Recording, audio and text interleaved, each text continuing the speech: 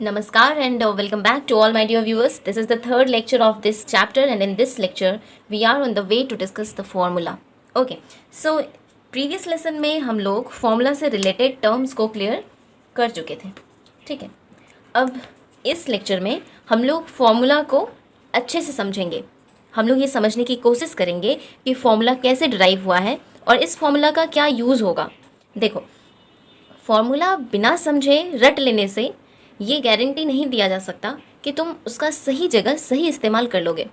I have seen so many students confusing कि वे कहते हैं कि मैम समझ नहीं आता कि कहाँ पे किस तरह के फॉर्मूला को यूज़ करें. ऐसा इसलिए होता है बिकॉज तुम समझते नहीं हो कि फॉर्मूला किस मैटर पे, फॉर्मूला क्या देगी हमें. You use to memorize that and try to ना पुट एवरीवेयर, जहाँ लग जाए बस हो गया. और क्योंकि 15-20-50 क्वेश्चन सॉल्व कर लेते हैं तो एक आइडिया लग जाता है कि अच्छा शायद इसको यहाँ इस तरह के में ना यही पुट करते थे, पर उससे काम नहीं चलेगा. अगर कोई ट्रिकी क्वेश्चन आ जाएगा तो फंस जाओगे. इसीलिए फॉर्मूला समझना, उसे क्लियर करना बहुत अधिक ज़रूरी होता है. Okay, so now let's start. तो सबसे पहले हम लोग एक AP लिखने की कोशिश करेंगे. AP दैट इज़ एक ऐसा सीक्वेंस जो कांस्टेंट टर्म से या तो बढ़ रहा होगा या फिर घट रहा होगा. ओके, अब AP लिखने के लिए हमें किन किन चीज़ों की आवश्यकता है. AP लिखने के लिए हमें सबसे पहले सोचना होगा कि हम AP कहाँ से स्टार्ट करेंगे. मीन्स हमारा वो पहला नंबर जिससे हमारा AP स्टार्ट होगा, जिससे हमारा सीक्वेंस स्टार्ट होगा. तो अगर मैं तुमसे कहूँ कि एक नंबर बताओ जिससे तुम अपनी AP को स्टार्ट करना चाहते हो, तो मान लो अगर तुम्हारा आंसर है कि 1. ओके, तुमने एक नंबर लिख लिया, अब हमारा AP स्टार्ट होगा. बट वेट, इसके आगे अपनी मर्जी से कोई भी नंबर नहीं लिखा जा सकता. अब तुम्हें एक और नंबर सोचना होगा जो या तो इसमें कॉन्स्टेंटली ऐड होता जाएगा या फिर कॉन्स्टेंटली वो सब्ट्रैक्ट होता जाएगा. क्या करना है, अभी एक और नंबर तुम्हें सोचना है और फिर तुम अपनी मर्जी से चाहो तो उस पर्टिकुलर नंबर को जो अब तुम सोचने वाले हो उसे इसमें प्लस करते जाओ या फिर माइनस करते जाओ और हमारा AP तैयार हो जाएगा. फॉर एग्जाम्पल, फर्स्ट नंबर तुमने 1 लिखा, अब तुम एक नंबर सोचते हो 5. ओके, अब तुम्हारी इच्छा है कि ये आगे ऐड होता जाए, तो ठीक है. 1 + 5 6, 6 + 5 11, 11 + 5 16, 16 + 5 21, 21 + 5 26, 26 + 5 31. और अब जो तुम्हारे सामने ये पूरा सीक्वेंस आया है, दिस इज़ एन AP. अब मान लो मैंने तुम्हारे फ्रेंड से कहा कि एक नंबर सोचूं ताकि हम AP लिख सकें, तो उसने कहा कि मैं -200 बोलता हूँ. ठीक है, ये तो पहला नंबर था. अब एक और नंबर सोचो जो या तो इसमें ऐड होता जाएगा या इसमें सब्ट्रैक्ट होता जाएगा AP को फॉर्म करने के लिए. तो उसने कहा कि मुझे इसमें सब्ट्रैक्ट करना है, -2. ओके, अब -200 में बार बार हम लोग -2 सब्ट्रैक्ट करके यहाँ पे लिखेंगे. -200 -2 that is 202, -200 -2 -204, -204 -2 -206, -206 -2 -208 and so on. तो ये हमारा एक AP है. बट क्या तुमने यहाँ नोटिस किया कि AP लिखते वक्त हम लोगों को 2 नंबर सोचना पड़ता है. एक नंबर जो हमारा पहला नंबर कहलाता है और दूसरा वो नंबर जो हमारे लिए कांस्टेंट या तो सब्ट्रैक्ट होता रहता है या फिर ऐड होता रहता है. और हम लोग इन टर्म्स को डिस्कस कर चुके हैं अपने पिछले लेक्चर में. तो पहले टर्म को हम लोग कहते हैं A. अब यहाँ से आगे हमारी पूरी बात होगी मैथ के लैंग्वेज में. ये नहीं कहेंगे कि क्या बार बार ऐड हो रहा है या क्या है हमारा पहला नंबर, नहीं. मैथ के लैंग्वेज में पहले नंबर को कह रहे हैं हम लोग A, और जो बार बार या तो ऐड हो रहा है या सब्ट्रैक्ट हो रहा है उसे कहना है D. ठीक है, तो यहाँ पे क्या ऐड हो रहा है बार बार, +5. D = +5. इस AP के लिए बार बार 5 ऐड हो रहा है तो D = +5. इस AP की यदि बात करें तो A = है हमारा -200 एंड D = है हमारा -2.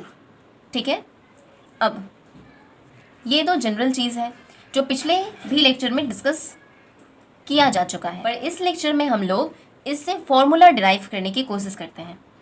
सो let us keep this AP as it is and rub this one. तो अब हम लोग इससे फॉर्मूला कैसे डिराइव करेंगे, ये देखो।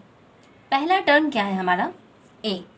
अब दूसरा नंबर हमारे पास कैसे आया है, इस एपी का दूसरा टर्म हमारे पास कैसे आया है, ठीक है, सोच लिया? Yes, you are right. हम लोग पहले नंबर में डी को प्लस किए, दैट इज हम लोग ए में डी को प्लस किए, ए में डी को प्लस किए थे। व्हाट इज ए इज़ 1 और 6 कैसे आया, 1 + 5, और 1 क्या है, 1 है A, that is first term, A plus 5 क्या है, डी, 5 क्या है, डी, 5 क्या है, डी। इट मीन्स कि दूसरा टर्म क्या हो गया, ए प्लस डी। अगर पहला टर्म है ए तो दूसरा टर्म है ए प्लस डी, पहला टर्म है ए तो दूसरा टर्म है ए प्लस डी। अच्छा, अब बताओ 11 कैसे आया है, 11 आया है 6 + 5, 6 + 5, 6 + 5, और 6 क्या है, ए प्लस डी, 6 क्या है, ए प्लस डी, यही है 6, 6 क्या है, ए प्लस डी। तो अब हम इसको लिख सकते हैं 6 + 5, 6 + 5 का मतलब 6 का मतलब क्या है, ए प्लस डी, 6 का मतलब क्या है, ए प्लस डी, प्लस और 5 क्या है, डी। तो ये क्या हो गया, ए प्लस 2d, ए प्लस 2d। 11 क्या हो गया, 11 को कह सकते हैं ए प्लस 2d, 11 को कह सकते हैं ए प्लस 2d, ठीक है। 11 को क्या कह सकते हैं हम लोग, ए प्लस 2d। अब देखो 16 कैसे आया, 11 + 5, 16 कैसे आया, 11 + 5, 16 कैसे आया, 11 + 5, ठीक है।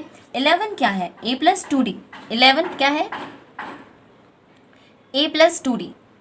तो 16 को लिख सकते हैं 11 + 5, 11 क्या है, ए प्लस 2d, प्लस 5 क्या है, डी, 5 क्या है, डी।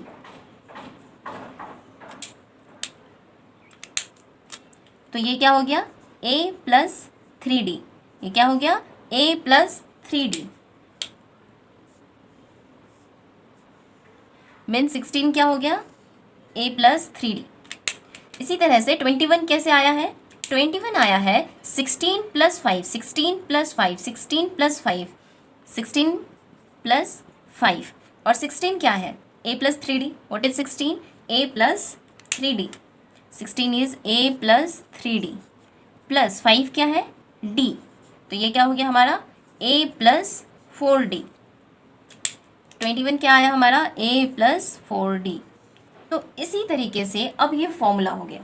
मतलब है इसके कहने का ये फॉर्मूला कैसे हो गया, इन द सेंस कि अगर कोई तुम्हें कहता है चलो एपी लिखो, कोई तुम्हें कहता है कि एक एपी लिखो, और वो ना तो तुम्हें पहला नंबर बताएगा और ना ही वो चीज़ बताएगा जो कॉन्स्टेंटली या तो ऐड होगा या सब्ट्रैक्ट होगा, तब भी तुम एपी लिख सकते हो। कैसे, अपनी मर्जी से ना, अपनी मर्जी से।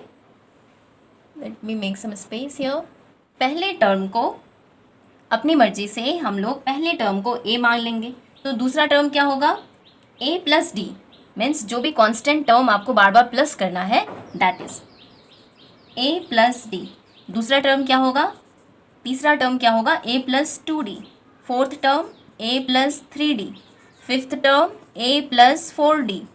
ओके, तो कभी कभी किसी क्वेश्चन में लिखा रहता है कि एक एपी है, पता नहीं वो एपी में पहला नंबर क्या है, उसका कॉमन डिफरेंस क्या है, मीन्स डी क्या है, ये सब कुछ नहीं बताते हैं, और कहते हैं कि एक एपी है और उसमें फलाना फलाना कुछ भी तरह का कंडीशन है। अब तुम सब बताओ कि ये चीज़ क्या होगी। जब भी तुम्हारे क्वेश्चन में तुम्हें एपी ना दिया हो तो तुम इन जनरल ये एपी ले सकते हो, ए + d, a + 2d, a + 3d, a + 4d, और एंड सो ऑन। ये नहीं कि यहीं रुक जाना, ये चलता जाएगा। बट अब यहाँ पे एक ट्रेंड नोटिस करने लायक चीज़ है। एक चीज़ यहाँ पे नोटिस करने वाली ये है कि देखो, ये फर्स्ट प्लेस है, मीन्स कि n = यहाँ पे क्या है, 1, पहले पोजीशन पे है तो n क्या है, 1।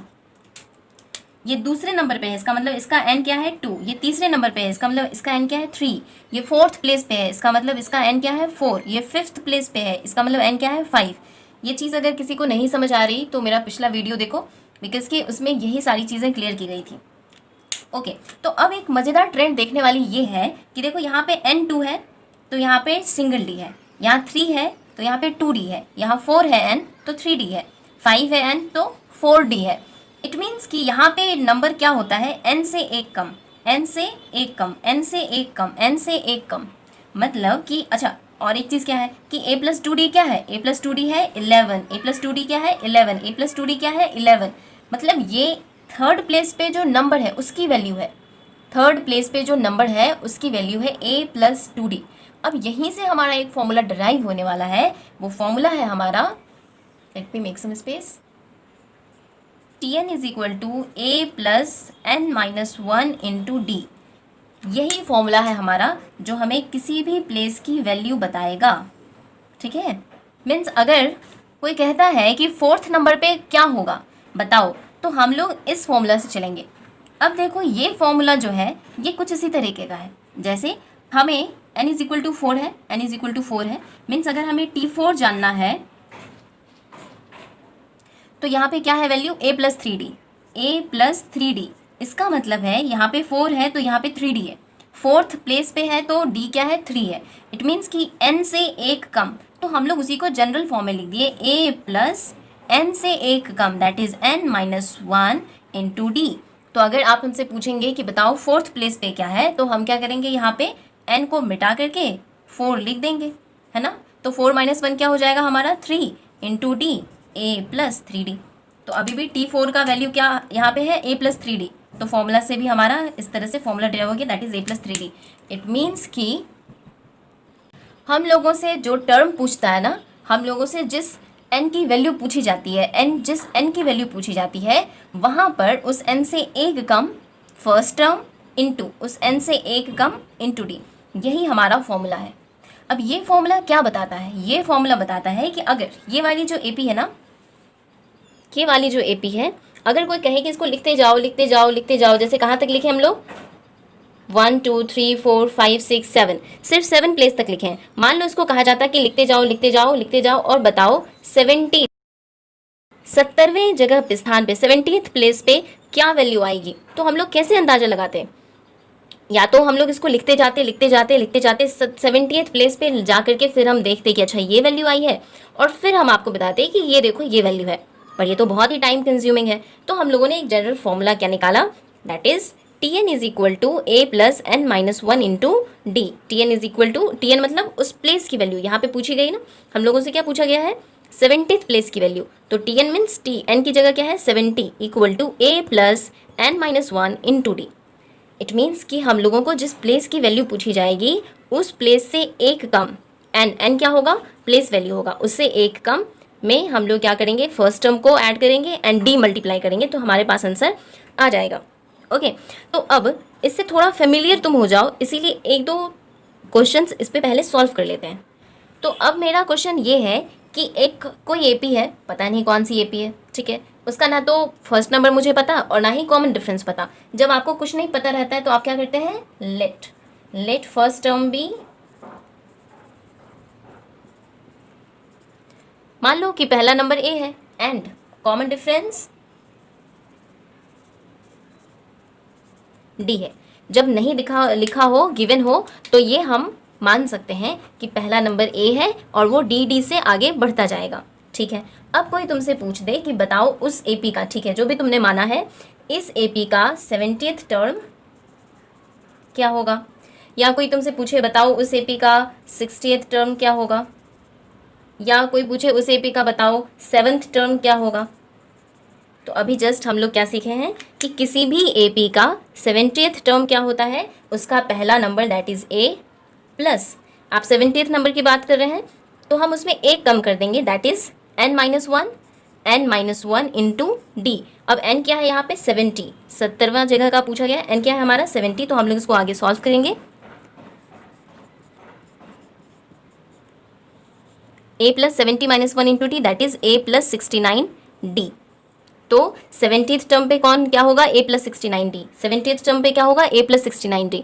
मतलब हमेशा जिस टर्म की वैल्यू पूछे ना उससे एक कम करके उसमें डी मल्टीप्लाई कर देना और a को प्लस कर देंगे। तो 60th टर्म की वैल्यू आई गेस अब इतना नहीं लिखना पड़ेगा, a plus 59d। 7th term की वैल्यू a प्लस 6d। तो अब ये काफ़ी इजी है, इस पर कोई भी बहुत ही भारी सा चीज़ नहीं है कि समझ नहीं आ रहा, पता नहीं कैसे हो रहा है। ठीक है,